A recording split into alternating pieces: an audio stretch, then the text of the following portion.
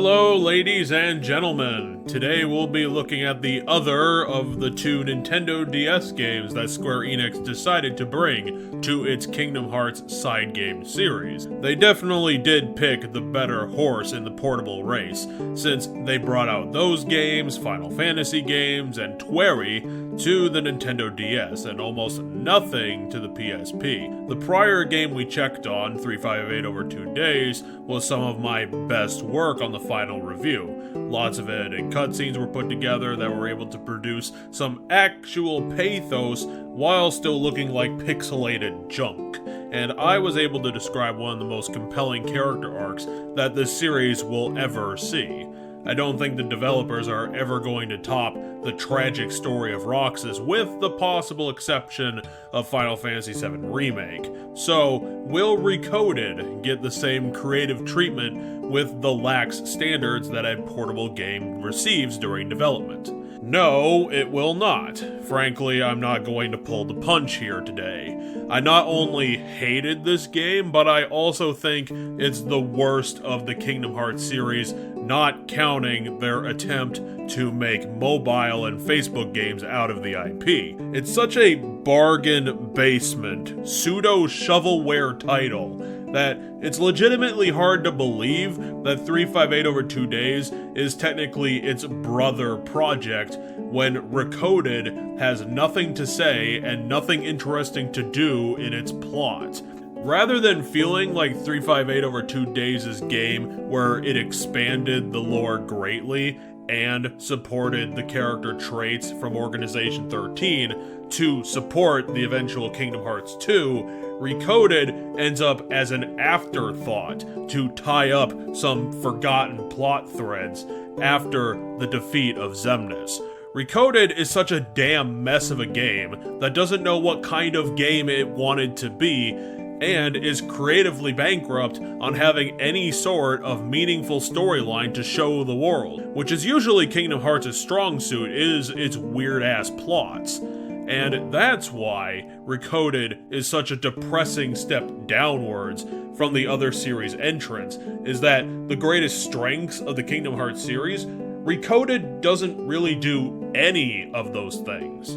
The general gist about what Recoded is about is that it's focused on Jiminy's lost journal entries that were discovered at the beginning of Kingdom Hearts 2. No, that is seriously what this game is about. Figuring out why Sora's journey from Kingdom Hearts was erased from his journal. In order to get this figured out, the journal is brought to Chip and Dale for analysis in their magical analysis machine to try and see if a reason can be found, and because contrivance, they do find an answer. The journal has been perverted by some unknown force, having sealed off the data entries inside of it with evil computer magic. These red blocks ended up covering all the memories of Kingdom Hearts, and in order to fix the journal, the Mickey Mouse Club has to figure out how to destroy the bugs. They do this by digitally encoding the journal into virtual simulations so that they can insert computer programs into the entries to find the source of the evil cubes and repair the broken canon, which is completely ridiculous even for Square Enix. The main issue I have with the story, other than even though it's ridiculous, it's still a really boring premise that has no stakes because literally no one in the world cares about what Jiminy's journal says, as it is not a magical object and it does not affect the outside world, and whatever is causing these bugs is not an outside threat to the people who are trying to figure this out, so it ends up completely being a non-issue at the start. Especially when at the end of Chain of Memories, Sora did decide to pick his memories of Kingdom Hearts over the journey of Chain of Memories that was to be pieced back together by Naminé, so Sora should have remembered the journey that was erased in the journal anyway. The quest doesn't end up being the search for the Chain of Memories data, so again, it makes no sense why this is a quest in the first place. In order to battle the journal's corruption, Chip and Dale insert a digital recreation of Sora to battle the corruption. He begins at Destiny Islands, and after traveling through it a little bit, he eventually finds a cloaked figure lurking about the level that has some sort of connection with the data viruses. Sora pursues the figure through more levels and eventually finds out that the mystery person is actually Riku, or something in the form of Riku. As we learn in a later cutscene, Riku is actually the journal itself. After it was digitized by the magic science machine, it decided to take on the form of Riku in order to help the Mickey Mouse Club fix the corruption that was found throughout itself. What they need to do is find what the source of the corruption is and destroy it, because hive mind destruction is always the plot point in lazy stories. And, thankfully, the group does really quickly figure this out as another player gets introduced to this scene, Pete, having stumbled into the datascape from the real world. After this plot development, the Mickey Club discovers that at some point while they were working on the journal, they were unknowingly transported into the data world and were then cut off entirely from being able to get back into the real world. The characters are all concerned, but fixing all of these issues lies within solving the corruption issue. So Riku and the gang send Sora back into the other entries and the other worlds to defeat bosses and more bugs, hoping that they will eventually figure out what the source actually is. And another great advantage to the story being written this way is that yet again, for the third time, Square Enix gets to reuse all of the levels of the original Kingdom Hearts, albeit a smaller, less content-filled, and bleaker versions of them with mediocre repeats of the original Disney bosses. Ironically, this game also had one of the boldest attempts at reimagining the usual hack-and-slash formula of Kingdom Hearts into bigger and better things. Well, better things if the team had planned it out at all, since it seems like the team wanted to try new types of gameplay and shake things up a little bit, but instead ended up making very shallow versions of a bunch of different gameplay models as one-level gimmicks and just slap them all together and hope that they would work together very well in the end. Throughout the levels of Recoded, it turns into a platformer at times. It becomes a 2D Mario game in one level. There's a shoot-'em-up section, and later on, there's also a genuine turn-based RPG world for no reason, since there is absolutely no strategy involved, and it ends up making the game feel like it's groping around trying to find an identity, and ending up failing to commit to anything of actual substance, and completely destroying the value of the entire game right at the outset. The implementation of these gameplay ideas makes it look like the team were just throwing shit at the wall, which is why it ends up feeling so one note, and yet it's completely random and all over the place. The difficulty flips between both extremes, really hard and really easy, for no reason, and it's goddamned annoying in comparison to if they just kept the combat model and the gameplay idea entirely intact from 358, just transferred over this game wholesale. What doesn't help is that the DS has never been a console with precision controls, so flitting around between all these different gameplay types without the proper planning to support it all makes the whole game feel slippery and unintuitive, ending up killing you repeatedly in failing missions, since the game was designed to have you wrestle with the console controls instead of being able to use them in interesting, seamless ways to kick ass and take hearts, especially with the shoot-'em-up level that at one point flips your controls upside down during a long-ass boss encounter. This game is such a completely stupid mess, with most of its objectives being incredibly repetitive and boring as hell, with no interesting plot turns to make dealing with any of this tedious crap have any sort of a payoff, which would have at least saved the game some points and made it at least bearable, and if they did a really good job on the story, then it would actually be somewhat good and excusable. A big disappointing twist in this game is that Maleficent comes into the datascape to be the real antagonist, and she destroys Sora's Keyblade, putting him in that vulnerable place like back in Kingdom Hearts, except he's even worse off because the player has controls that suck and they have to deal with trash objectives, and the locations they go to and the enemies they fight are copy-pasted because they all are. The entire game just sucks.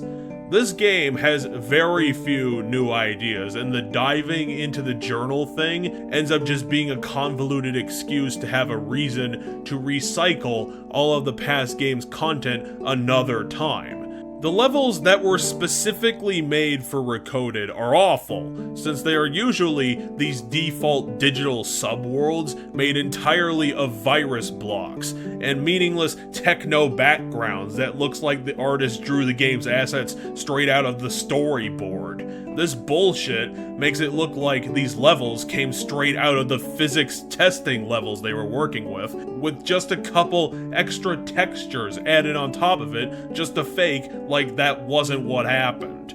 At least with 358, I could mostly excuse the janky art style and the pixelated assets because I legitimately liked the story they were going with, and it had really good, strong characters. Also, it was on the DS, so inherently you aren't going to be getting super high-powered graphics, which is why the best-looking games that came out on the DS looked essentially like stylized cartoons, because you can't put realistic-looking games on the DS, otherwise it looks pixelated and stupid.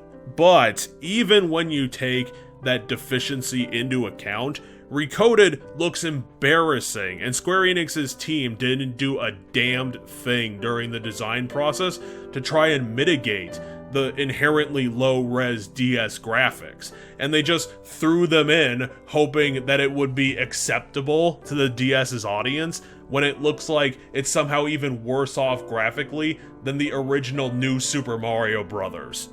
And really, that's this game in a nutshell. It feels so slapped together and low effort, like nobody cared about actually making it. It's a budget game that didn't even try to work within its limitations or use its smaller budget to say anything of value or be entertaining on any level. The actual hack and slash, what Kingdom Hearts is known for, is so bad in Recoded that it somehow feels even more useless and brain dead than 358 over 2 days, which is usually the famous example of Square Enix cutting the hell out of their interesting combat design and making it a moronic button masher. Tied into the butchered combat design is the woeful upgrade system that this game went with. In better Kingdom Hearts games, a typical advantage that's praised are the option for the players to customize their combat loadouts by slotting their skill points in to activate certain skills and then pick from a list in order to build combos that they get better movesets and more combat options out of. And then in combat, those combos would easily extend into each other, making these really impressive acrobatic combat moves that would also be incredibly effective to battle all the monsters. They dish out huge damage, and they also block incoming hits, making you harder to hit on top of that. Recoded doesn't do any of that. Instead, it takes the upgrade system from 358 and limits it even worse. In 358's upgrade system, which was already awkward and odd to have the player set up these Tetris pieces on a grid in order to build their stats, and then having to squeeze all these panels together as best you could into all these weird grids in order to level up, it was incredibly weird to try and make that happen, but in its defense, it actually did work, even though it was really strange. In Recoded, it's even worse, since the idea of upgrading is that throughout the game you'll receive those same panels from 358 over and over again that you can slot into your upgrade matrix in order to build up your stats. The matrix will eventually have these special slots available when you upgrade down certain paths, which will make the panels you put on them or around them more powerful. Some panels will also have special abilities to unlock if you connect your panels to these larger cores. The problem with all of this is that the skill tree is just way too huge. Its size makes it difficult to plan your build out from the start of the game, and it also doesn't allow you to see where you can get the best benefits from the cores that are spread out all over the place. And to make the matters even worse, when you can't see most of the options that this screen has for you to build your combos, you also aren't allowed to respec it. So if you went in a direction that ended up giving you a terrible ability that doesn't mesh with what you're doing, all you can do is replace the panels in that direction for different ones to change where you're going, and it just ends up wasting your limited resources of all these panels to simply get another guess. And then that direction has an equal chance of giving you something terrible when you get to the end of it. The whole idea is a stupidly limited version of an already bad skill tree system that doesn't give you any options to experiment or try new builds.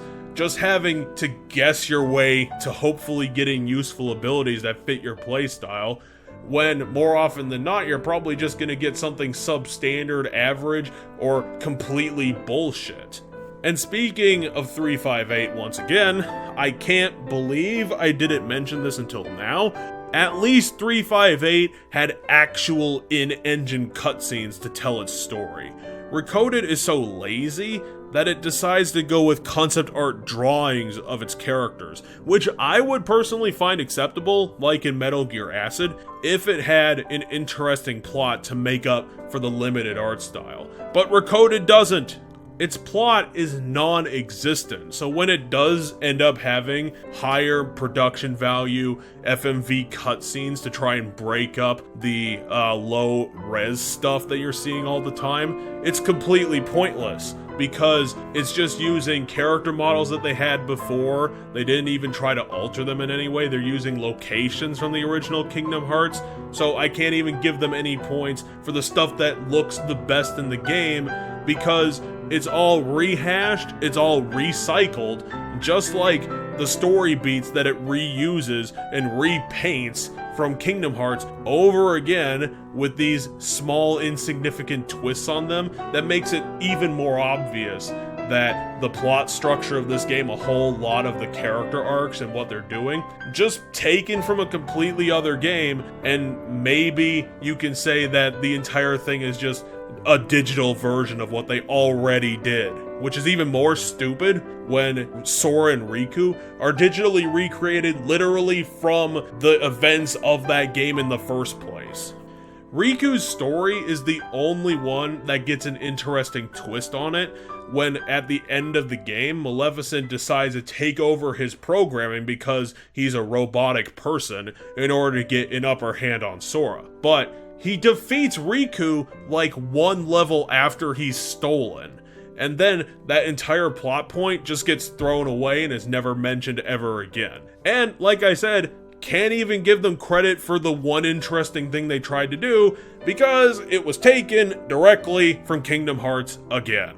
After that happens, Sora does find the source of the corruption, and it ended up being a giant digital form of Sora himself, which ended up being a hard-as-nails boss fight because of all the previously mentioned combat issues, the bad controls, the overall design, the camera issues, and just terrible character models where they're somehow so small and completely indistinguishable from the background, from the arena, from all the digital crap and effects that are put on screen, that it's legitimately hard at times to actually keep track of something that is essentially a shadow person.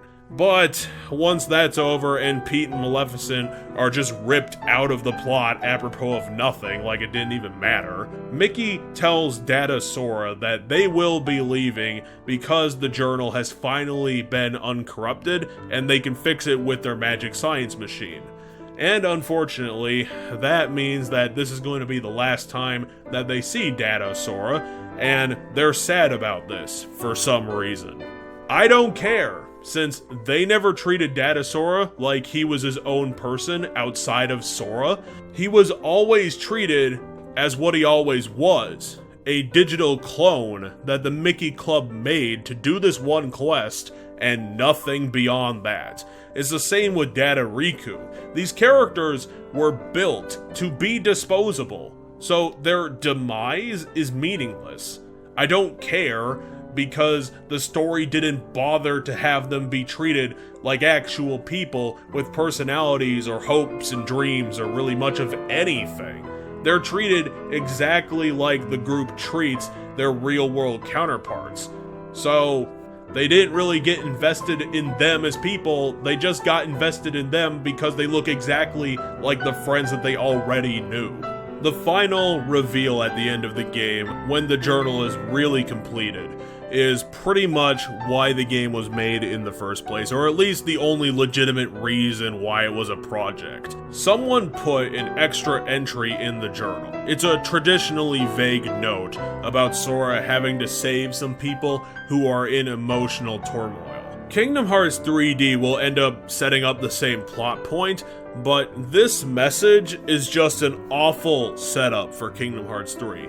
Because the people that the note isn't mentioning, the people that Sora is supposed to save from their sadness, are people that Sora is going to be told about in Kingdom Hearts 3 directly when he receives the exact same quest from Yen Sid.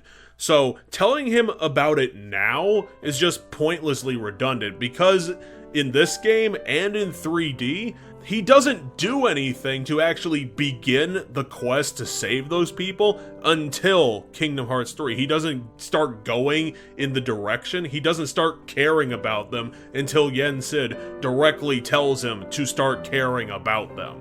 And that is essentially Kingdom Hearts Recoded in a nutshell. It's a badly planned and executed attempt to do some preemptive plot build-up for Kingdom Hearts 3 that does nothing but show at every turn how low effort this entire game ended up being. It's crappy button-mashing combat, its focus on terribly controlling platforming with horrible levels and ledge grabs.